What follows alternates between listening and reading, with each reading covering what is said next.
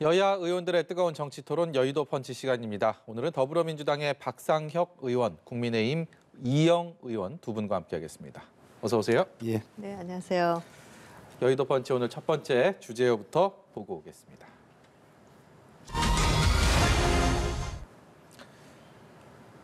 지지율 정체 현상이 장기화되면서 민주당 이재명 후보가 꺼내든 카드, 바로 중원 싸움입니다. 이 중원을 차지해서 외연을 넓혀야만 궁극적으로 지지율도 그리고 대선 승리도 기대할 수 있다. 이런 판단에서일까요? 그런 기대효과 과연 어떻게 어떤 결과로 이어지게 될지, 그리고 외연 확장 과연 잘 될지 그 얘기 좀 해보겠습니다. 김종인, 이상돈, 윤여준, 그야말로 보수 원로들, 최근 이재명 후보가 하루 이틀 사이에 만난 인물들입니다. 이 연쇄 회동, 이 정도면 가히 중도에 몸을 던졌다, 이렇게 봐도 되지 않을까 싶은데요. 어떤 의미 있을까요? 언론에서는 외연 확장 이렇게 평가를 하시더라고요. 근데 저는 개인적으로 이렇게 생각합니다. 대선이라는 것이 물론 3월 9일 투표로서 그 승부와 그 결과도 굉장히 좀 중요한 의미도 있지만 대선의 과정도 중요하고 이 이후에 어떻게 국정을 제대로 펼칠까 이런 부분들에 대한 비전들을 국민들한테 제시하는 것도 좀 중요하다고 생각을 하는데요. 네. 그런 의미에서 김종인, 이상돈, 윤여준 이런 분들은 지금까지 물론 민주당에 대해서 굉장히 비판적인 목소리도 내신 적도 있고 하지만 여러 가지 국가적인 원로라는 데에 대해서는 이견은 없으실 것 같아요. 그런 분들의 목소리를 경청하고 듣고 특히 어제 윤여준 전 장관님 같은 경우는 그렇게 평가하시더라고요. 이렇게 정치인들을 만나면 자기 얘기만 많이 하지 이렇게 조언을 구하고 질문을 하는 사람이 별로 없었는데 많은 질문을 하더라. 이렇게 좋게 평가를 해주셨습니다. 그래서 저는 이분들이 지금 어디 진영에 갑자기 몸을 담는다거나 또 김종인 위원장 같은 경우 얼마 전까지 국민의힘에서 활동을 하셨었는데 새롭게 자리를 옮기건 거라 이런 거를 기대하기보다는 그런 준비의 과정으로 좀 봐주셨으면 좋겠고 그게 바로 이재명 후보가 그동안 강조해왔던 실용 또 국민 통합 그리고 앞으로 어떻게 하면 위기를 극복할 것인가 이런 측면에서 봐주시면 좀 더 이해가 편하지 않을까 생각합니다. 네. 그런 의미에서 또 국민들께서 좋게 봐주셔서 긍정적인 여론조사나 투표 결과로 이어진다면 더욱 좋겠죠. 예, 흐뭇한 웃음을 지으면서 말씀을 해주셨고요. 이영 의원은 상승 효과 얼마나 있을 거라고 보세요? 기대감을 감추지 않으셨는데 민심이 움직이겠습니까? 아니, 저는 개인적으로는 이렇게 원로분들을 찾아뵙고 조언이나 고언을 구하는 것은 굉장히 바람직하고 좋은 모습이긴 한데 실제 표로 이어질 것 같지는 않고요. 왜냐하면 가장 컸던 것이 저희 국민의힘이 이 약간의 내분으로 인해서 지지율을 스스로 깎아먹었을 때 사실 그 부분에 실망한 유권자분들이 이재명 후보에게로 표가 갔어야 되는데 안철수 후보에게로 표가 갔거든요.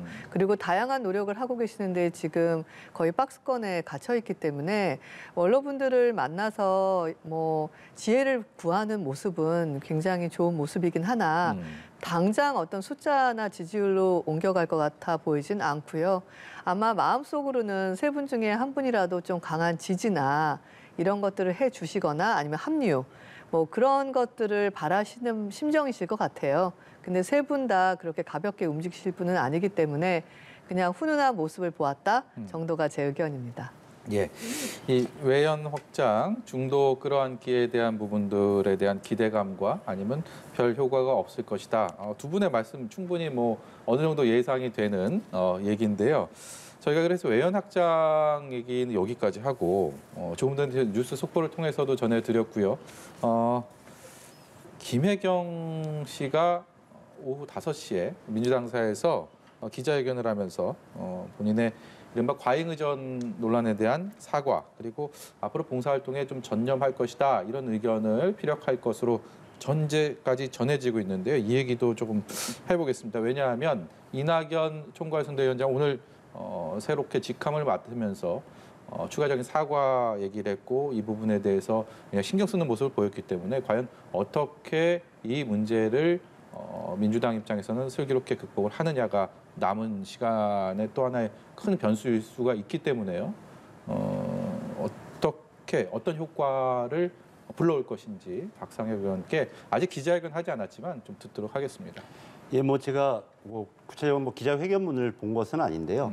그러니까 처음부터 후보자와 배우자는 사과하고 필요한 부분들에 대해서 감사와 수사를 통해서 그런 부분들이 결과로 나오면 책임을 지겠다라고 하는 자세가 있었습니다. 물론 중간에 여러 가지 뭐 공보단이 아닌데 네. 그런 해프닝도 있었고 또 일부 저희 더불어민주당의 저 선대위 관계자들이 조금 그 국민들의 눈높이에 맞지 않는 그런 해명을 내놓는 경우들도 있었는데 이제는 당사자가 직접 나와서 뭐 이런 부분들에 대해서 국민들께 소상히 이야기를 구하고 그런 과정 속에서 눈높이에 맞지 않는다면 또 더 국민들께 다가가는 게 맞지 이걸 뭐 언제까지 계속적으로 일종의 버티기식으로 할 수는 없다고 저는 생각이 들고요. 뭐 이제 그런 측면에서 좀 적절한 문제라고 생각이 들고 뭐 구체적인 내용을 좀 다시 한번 보면서 네. 더 필요하다면 더 계속적으로 뭐 어떤 추후의 행동으로도 그런 모습들을 보여줄 수 있다 이렇게 좀 기대감을 갖습니다. 국민의힘에서는 이 과잉 의전 논란에 대해서 지난주부터 맹공을 퍼부어왔습니다. 그리고 네. 사실 뭐 검찰 수사도 이제 곧 진행이 될 것이고 그런 상황에서 본인이 직접 다시 사과를 한다라는 이런 판단들 어떻게 보고 계실지도 궁금한데요. 저는 사과를 직접 하시는 부분에 대해서는 굉장히 긍정적이라고 생각을 합니다. 지금 사실 선거가 네거티브전으로 굉장히 많이 흐르고 있거든요. 여야를 넘어서 중단해야 되는 방식 중에 하나라고 전 개인적으로 생각을 하고 있고요. 네. 그런데 국민의힘이 이 사안에 대해서 굉장히 심각하게 보고 있는 것은 공무원을 가사 도우미와 같이 부렸다. 라는 부분입니다. 사실 공무원들이 갖고 있는 이 공직에 계시는 분들한테 굉장히 엄격한 잣대를 우리가 사회에서 보는 것은 세금, 국민이 낸 세금을 가지고 급여를 받고 있거든요. 그리고 직업 자체가 의미하는 부분도 공직, 국민들을 위해서 봉사해야 되는 부분이거든요. 네. 그런데 뭐 한두 번 정도는 괜찮습니다. 법적으로 괜찮다는 게 아니라 인간적으로 그런 네. 일이 발생했다. 그것까지 절대 안 된다까지는 전 개인적으로는 아닌데 이것이 계속 반복되면서 본연의 일이 무엇인가를 모를 정도로 개인적으로 특정 분의 그것도 사모님 되시는 분의 일을 하면서 보는 것에 대해서는 큰 문제가 있는데요. 더한 문제는 이런 일이 딱 발생이 됐을 때 김혜경 씨부터 시작해서 이재명 후보 그리고 더불어민주당에서 잘못된 일입니다. 어디까지 잘못했는지 빨리 실태 조사한 다음에 사과하겠다. 이렇게 했으면 끝날 문제였거든요. 그런데 지도부에서 이거 가지고 크게 문제 삼을 국민은 없을 것이다. 라던가 아니 그렇게 싫으면 본인이 그만두지 그랬냐 등의 2차 가해들이 계속 가해졌다라는 것을 굉장히 심각하게 보고 있습니다. 그래서 상대 당에서 어떤 문제가 발생했다라는 면보다도 그 공무원이라는 직책을 갖고 있던 일반 국민에게 있었던 이 갑질과 행포에 대해서 이렇게 정치권이 아니란 잣대를 하는 것에 대해서 저희는 분노하면서 그 부분을 강하게 지적하고 있습니다. 예, 말 나온 김에요. 오늘 이런 보도도 있었습니다. 미국 워싱턴 포스트에서 우리나라 한국 대선이 역대 최악이다. 이런 기사를 통해서 배우자 문제도 이 이유 중에 하나로 들었고요.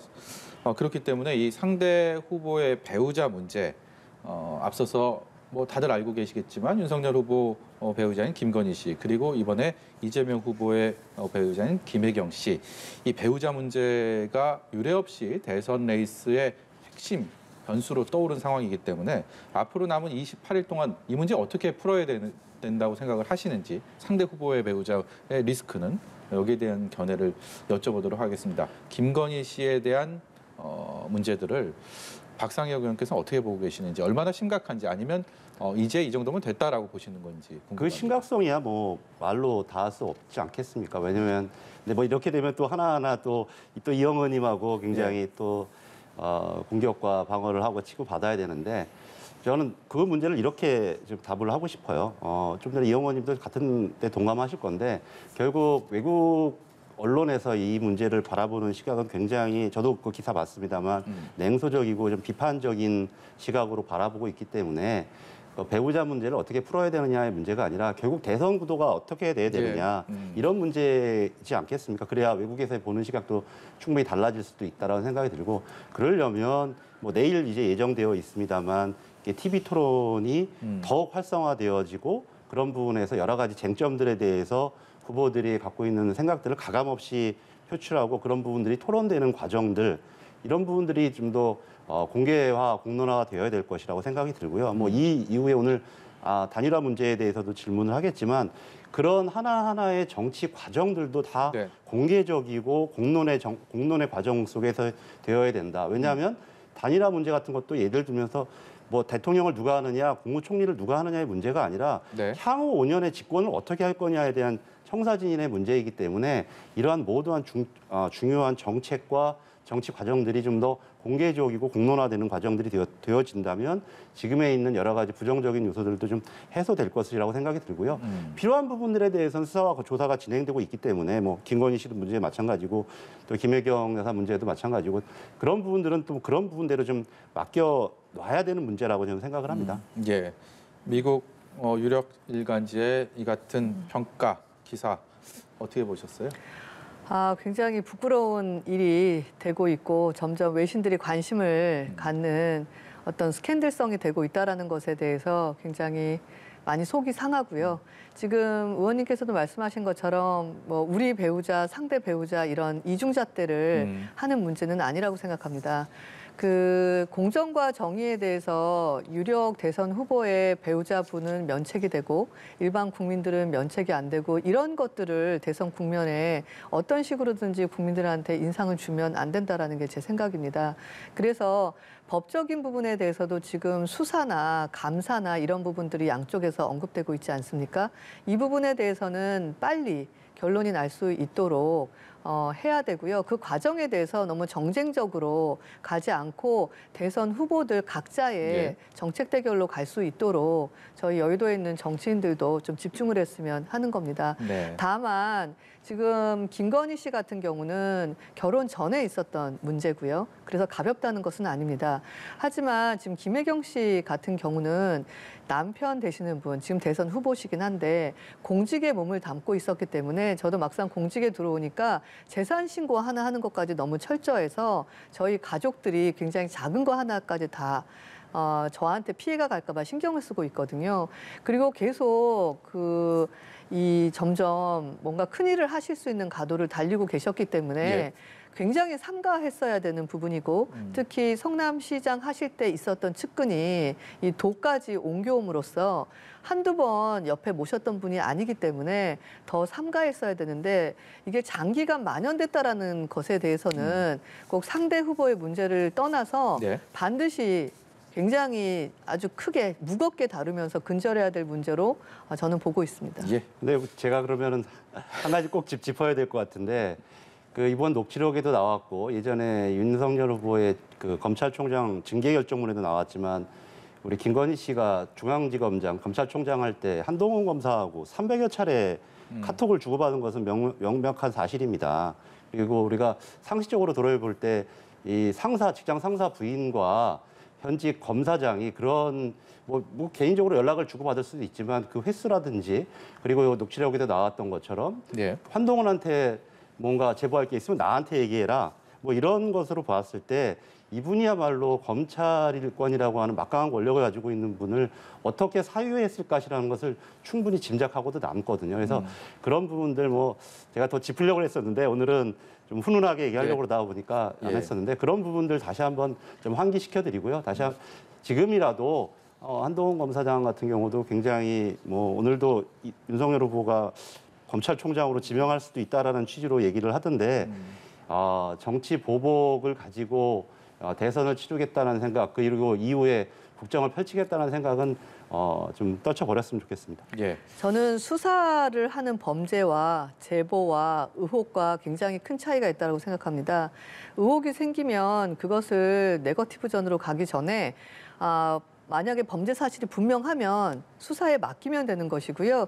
의혹이 또 의혹을 만들고 말을 만드는 일은 저는 멈추어야 된다라는 게 제 생각입니다. 예, 알겠습니다. 다음 주제로 넘어가 보도록 하겠습니다. 다음 주제요. 보여주세요. 네, 이번 선거 역시 단일화로 화두가 모아지고 있습니다. 단일화가 과연 대선 필승 방정식이 될지 아니면 상처뿐인 진흙탕 싸움이 될지 조심스럽게 전망해 보도록 하겠습니다. 단일화에 대한 표현 어조 매일 미세하게 변화하고 있습니다. 단도직입적으로 윤석열 후보, 안철수 후보 단일화 되겠습니까? 잘 모르겠습니다. 그런데 아마 될 거라고 저는 믿고 싶습니다. 예, 국민들의 정권 교체 열망이 굉장히 강하시고요. 예. 두 분 다 문재인 정부의 실정에 대해서 이제 멈추어야 된다라는 생각에는 뭐 굳이 만나시지 않아도 늘 여러 루트로 같은 얘기를 하셨거든요. 그래서 그 단일화의 형태가 어떤 형태로 될지는 제가 장담키 어려우나 하나의 힘으로 정권 교체하는데 뭉쳐야 된다. 이 부분에 대해서는 지금까지도 기조가 변하고 있지 않고 있기 때문에 어떤 식으로든지 그런 형태를 국민들이 보게 되지 않을까라고 전망하고 있습니다. 앞서서 다른 전문가들도 언급을 한 게 이 윤석열 후보의 인터뷰에서 나왔던 또 커피 한 잔 마실 시간 10분이면 단일화 단판 끝날 수도 있다. 이 얘기도 그렇고요. 그리고 이준석 대표의 안철수 후보는 선거 비용 때문에 완주할 상황이 아니다. 중도 하차하고 자연스럽게 지지를 해야 된다. 뭐 이런 얘기들. 이게 어떻게 보면 기선 잡기 측면으로도 볼 수 있는데 상대 후보에 대한 좀 결례 아니냐 이런 지적도 있습니다. 네네. 충분히 그런 얘기 일각에서 나올 수 있다라고 보고요. 근데 윤석열 후보의 표현에는 어떤 것이 담겨 있냐면 예전에는 단일화라고 하면 항상 이렇게 지분 싸움이 진행이 됐습니다. 그래서 1 더하기 1이 2나 3이 되는 것이 아니라 그거보다 훨씬 적었었거든요. 예. 근데 이제 윤석열 후보 같은 경우는 사실 국민들이 선택해 주셔서 여의도 밖에 계셨던 분인데 대선 후보가 되셨습니다. 그래서 어떤 식으로든지 단일화 과정이 모여서 협상을 하고 실무단을 구성하고 이 과정에 국민들의 눈살을 찌푸리고 이런 일은 해서는 안 된다라는 그 표현 자체를 믿음이 있다면 사실은 그 부분으로 크게 짧게 10분이면 해결되지 않느냐라는 표현을 썼던 걸로 저는 네. 이해합니다. 네, 박상혁 의원은 지금 보수 야권에서 이 뜨겁게 달아오르고 있는 단일화 그냥 남의 집 불구경하듯이 볼 수만은 없을 거 아닙니까? 어떤 시선으로 보고 계십니까? 저는 다른 방송에서도 이런 질문을 받으면 가능성이 굉장히 높다라고 얘기를 해왔었습니다. 근데 가능성이라는 것은 단일화가 될 가능성이. 예, 단일화 가능성이 높다. 그렇게 얘기했었는데 최근에 지금 돌아가는 상황들이라든지 이게 단일화라는 게 또 시간이라고 하는 싸움도 같이 연동선상에서 봐야 되기 때문에 이제 가능성들이 이제 거의 없어지고 있는 것은 아닌가 이렇게 좀 봐지는데요.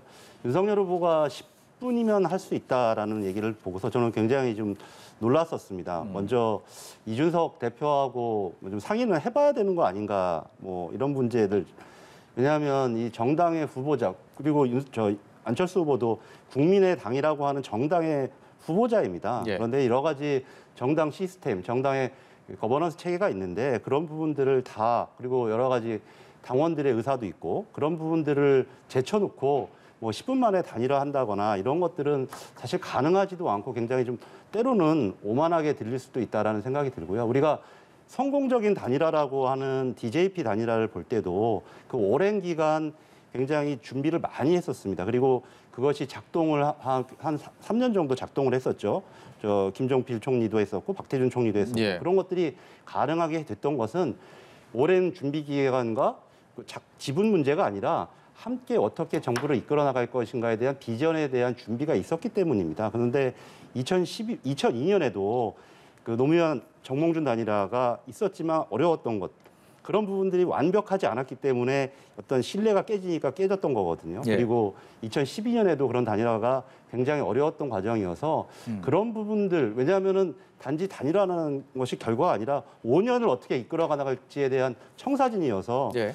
10분 만에 할 수 있다 이런 부분들은 조금 너무 정치를 희화하거나 오히려 대선을 가볍게 보는 것이 아닌가라는 생각도 좀 듭니다. 제가 이 말씀 중에요. 이 기사가 한국갤럽에서 여론조사가 나온 게 있는데 이것은 저희가 준비가 된 상황이 아니라서 이 기사를 보면 정확한 수치는 언급하지 않겠습니다만 단일화 시에 윤석열 후보 그리고 안철수 후보 단일화 시에 보면 안철수 후보로 단일화가 됐을 때 이재명 후보를 조금 더 여유 있게 제치는 것으로 네, 이렇게 여론조사 결과가 나와 있는 게 있고요.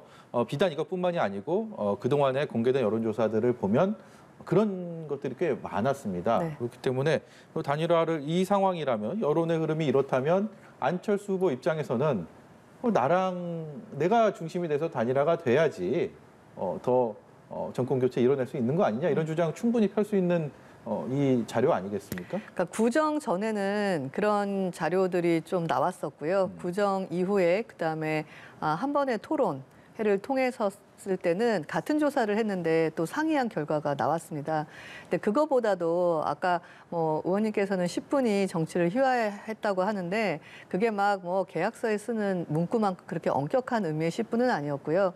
아니 이해관계가 있는 두 사람이 모여서 10분 안에 그 말을 굉장히 즉흥적으로 짧게 할 수 있으려면 어떻게 해야 되겠습니까? 상대 얘기를 들어주고 예. 웬만한 부분을 다 들어주고 경청하고 그럴 의지가 있었을 때 그게 가능하다라는 거잖아요. 예. 그래서 저 표현은 기존에 하고 있는 여의도의 정치 공학적인 그런 식으로 유불리를 따지거나 지분을 나누거나 하는 방식을 하지 않겠다라는 뜻이고요. 예. 또 하나는 상대 의견을 많이 듣고 상의해서 지금 누가 몇 %고 누가 몇 %고 이런 차원이 아니라 큰 틀에서 새로운 정치를 어떻게 할 것이냐라는 그 담론과 대의에 대해서 얘기하겠다는 의미입니다. 그래서 실제 그런 부분으로 새로운 그 단일화의 모습을 이번에 볼 수도 있다라는 희망을 좀 가져주셨으면 좋겠습니다. 예, 그러면요. 여기에 보수 야권의 단일화 움직임은 이렇다 치고요. 그런데 민주당에서도 이 단일화에 대한 얘기들이 나옵니다. 안민석 의원은 지난 한 달간 안철수 후보 측과 많은 얘기가 오갔다라는 얘기를 했고요. 그리고 이재명 후보의 최측근인 정성호 의원은 안철수 후보의 정치적 노선은 윤석열 후보보다는 이재명 후보랑 더 가깝다라는 얘기를 하면서 이 단일화가 반드시 야권의 보수 야권으로 귀결되지는 않을 수도 있음을 무게를 실어서 얘기를 하고 있습니다. 물론 이재명 후보는 나도 모르게 그런 거 하냐 이런 입장을 내놓긴 했는데 실제 좀 분위기가 어떤지 궁금합니다.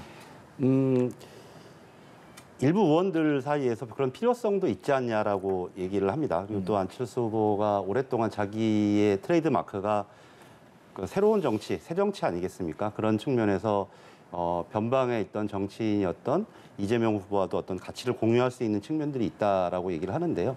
저도 좀 전에 이재명 후보가 오늘도 기자들과의 그 일문일답에서 답변을 했듯이 이런 부분들이 암암리에 국민들이 모르는 가운데서 진행되기도 어렵고 또 정당이라고 하는 곳에서는 정당의 거버넌스 체제가 있는데 그런 것들을 다 뛰어넘어서 하기는 굉장히 좀 어려운 일이라고 생각이 듭니다. 그래서 네. 아까도 말씀드렸던 것처럼 그런 부분들이 필요성이 있고 공감대가 있어서 진행이 된다면 조금 더 공개적으로 그리고 국민들과 동의를 구하는 가운데서 왜냐하면 또 안철수 후보도 기존의 정치적 입장이라는 부분들이 있지 않겠습니까? 그래서 그런 부분들을 함께 고려하면서 서로 신뢰를 쌓아가는 가운데서 이루어진다면 이루어질 일이지 어떻게 전격적으로나 몇 사람들이 밀실에서 모여서 네. 해결될 일은 저는 아니라고 생각합니다. 예, 이게 누구를 중심으로 어떻게 단일화가 이루어진다 해도 그것은 또 다른 게임이 시작되는 거고 만약에 단일화가 이루어지지 않고 이대로 삼자 구도 속에서 대선을 치러질 경우에 그래도 우리 후보가 이길 것이다라는 그런 다짐들을 마지막으로 한 말씀씩 좀 들으면서 마무리할까 합니다. 이영 의원 말씀해 주시죠.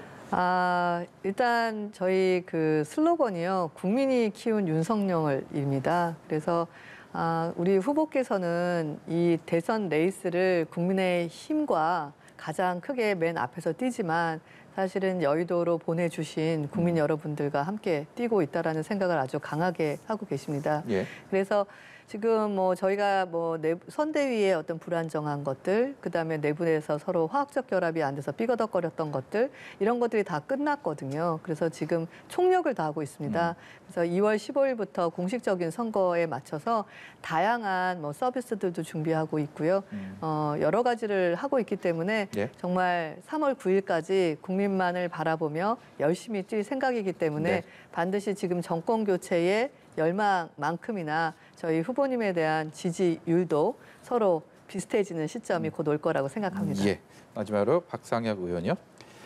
예, 저희 이제 선거 슬로건을 정했습니다. 위기에 강한 유능한 경제 대통령 이재명입니다.